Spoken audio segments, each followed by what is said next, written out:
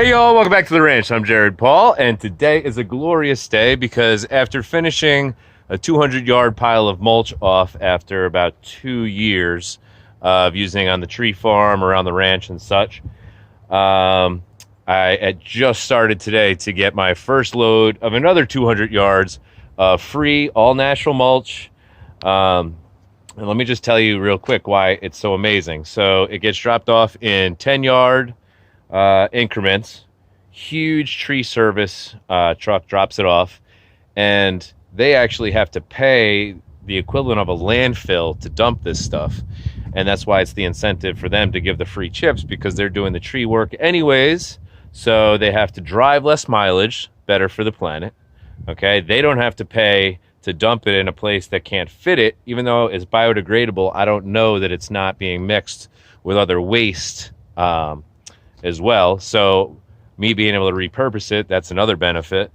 And yeah, it's free. What's better than that? So I help them, they help me. It's great. They dropped off the first load this morning.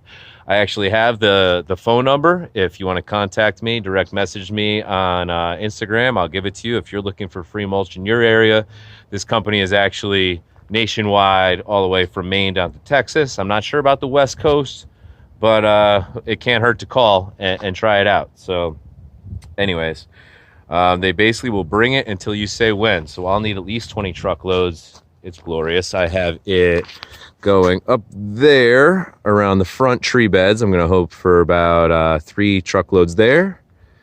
Boom, right up there. I want 3 truckloads there. And then I got my first load this morning. Boom, nice all natural chips. I know people pay a lot of money for mulch and stuff this season, and you have to pay delivery fees along with probably about $50 at least a yard. This is 10 yards, so that's about $500 a mulch, no delivery fee, and 20 more at least coming. So anyways, highly beneficial. So the piles over here, this is going to be for friends and some people I do some landscaping for loading up in the trailer. I already loaded some mulch up. And that'll be for, top dressing all of my tree beds that I already have. So a little bit of extra weed barrier going into the season. And then behind the tree farm, I'm just going to have them keep piling it and piling it and piling it and piling it. And I mean, there's unlimited uses. And after 2 years, I noticed it turned into such a glorious soil additive. It's a win-win. So I'm just going to have them keep bringing it. Anyways, back to the Thuja occidentalis, or American Arborvitae, as I believe it was listed when I got it from as a nursery rescue. And I believe that it's 3 trees all growing together, and one just has this one pathetic branch that I did not remove earlier in an earlier pruning this season. So it's not too late to get at it now. So I figure update y'all on the mulch and what's going on the ranch, and go ahead, knock out this really hard pruning but short project. So that's what's coming up on today's episode of Jarhead Bonsai. Hey, Stelly. It's almost time for the Reds. Go Reds, go Reds. I'm playing with your wood blocks. All right, here we go, people. It has turned into baby proofing central now that she's days from walking. Okay, so taking a look here.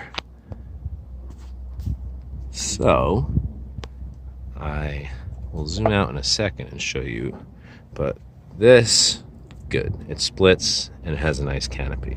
This right side, good.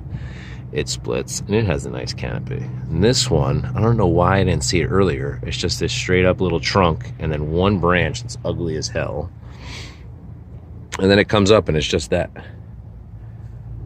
So, I mean, even without pruning, it even makes the canopy better. I think I was just like in the mindset of just get through with all of your repotting and prunings as quickly as possible, and I lost the common sense artistic side of bonsai, and I needed to slow down. But since then, I've been watering and looking, and yeah, I think it's just got to be done. So I'm going to remove that.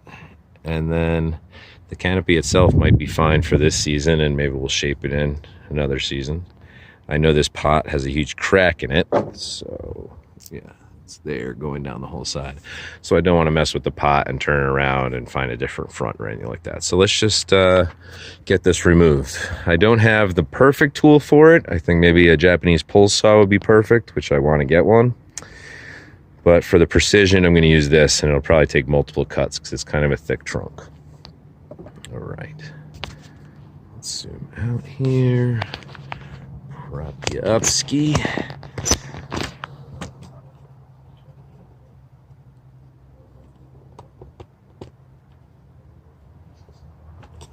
Let's see that. Yeah, all right, here we go.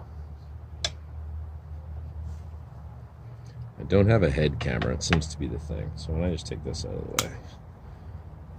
That out of there.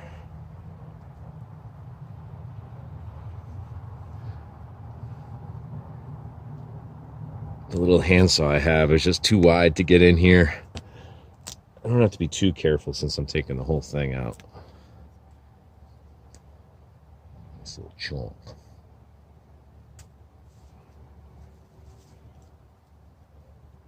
We had hail here today, which was so random. I have a broski on here that watches all the time. Down in another county. I wonder if they got hail. Not like car damaging or anything, but at the time, Laura was feeding Stella some hard-boiled egg, and so my warrior mutts, Bruce Lee and Millie, were outside on the deck with the doggy door locked out so that Stella could eat without feeding them, because she likes to do that. And I looked out, and it was hailing, and Bruce Lee, with his black coat, had little white ice chunks all over him, so I let them in. He's looking at me like, I'm too old for this, bro. Oh, shoot. Loss of focus. Hat brim hit. All right. I'm getting down to it down here. I might actually leave it where it's at.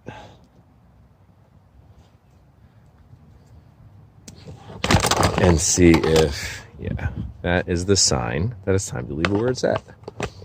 And we'll see how it heals over. It might just kind of wither up a little bit, and I'll just crumble it out of there in the fall or off season, whatever. But I am much happier with how it looks now. This will clean up here. We'll wait for this branch to grow up a little bit, or I could even remove that branch. Yeah, that branch is lower than all the others, so let's just do that now.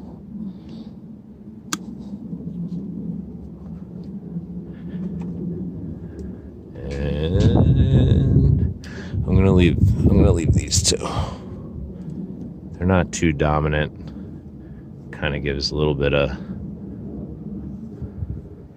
yeah, a little bit of difference. I don't want it to be straight up topiary like it was just cut with some hedge trimmers. All right, cool. Much better. I'm assuming that will become the front. And when we get in a new pot, we might not even go with a round pot and create a nice little landscape with it. I like it.